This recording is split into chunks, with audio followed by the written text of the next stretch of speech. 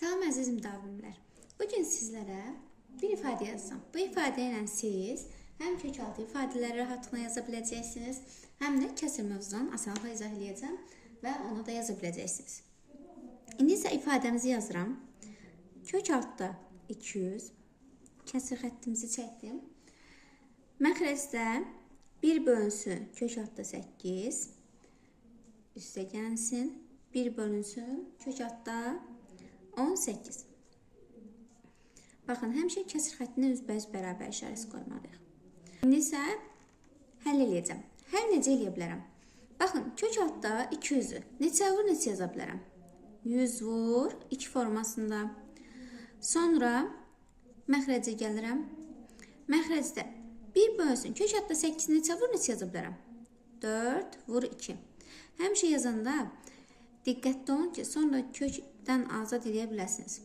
Kök altda 1 bölünsün 18-də 9 vur 2 yazıram. Qeyd elədim. İndi baxıram sürətə birinci. Sürətdə 100-dən neçə çıxar?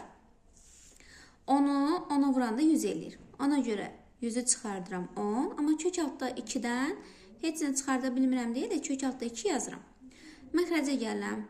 1 bölünsün kök altda 4-dən neçə çıxar? 2, kök altda 2. Sonra digərinə baxıram. 1 bölünsün kök altda 9'dan neçə çıxar? 3, kök altda 2. Qeyd elədim. 9'u 3-3'ə vursan 9 eləyir deyək.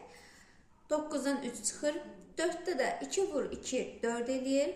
Yəni bir ədəddən 2 dənədirsə, ikisindən bir dənə çıxardırıq. Sonra baxıram. Sürətdə 10 kök altda 2-ni olduğu kimi saxlayıram. Qeyd elədim. Aşağıya baxıram. Burada nə edəcəyik? Ortaq məxrəci gətiririk. Ortaq məxrəci gətirəndə 2 kök altda 2-ni vuracağıq 3 kök altda 2-yə.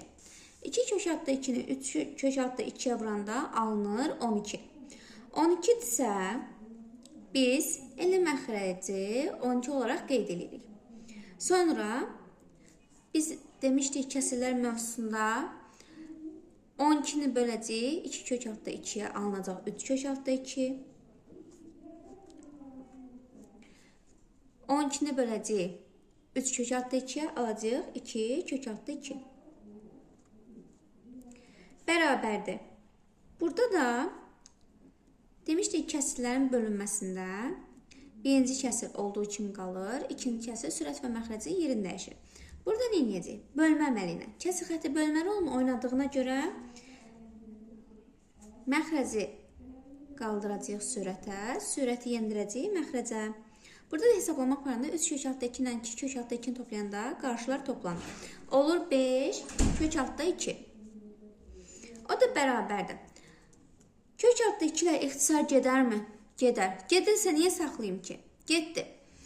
10 ilə 5, 5'ə ixtisar gedirmi? Gedir. 5'i 5'ə bölürük 1, 10'u 5'ə bölürük 2. Burada 2'miz var. Bu sürətdə də 12 qalıbdır. 2'ni də vuracağıq 12'yə, bərabərdir 24'ə. Bir də bilməyənlər üçün əlavə məlumat olaraq bunların vurulmasını göstərirəm. 2 kök altda 2 vurulsun 3 kök altda 2. Bu 12'ni hardan aldığımızı indi biləcəksiniz. Baxıram. 2 dənə kök altda 2 var.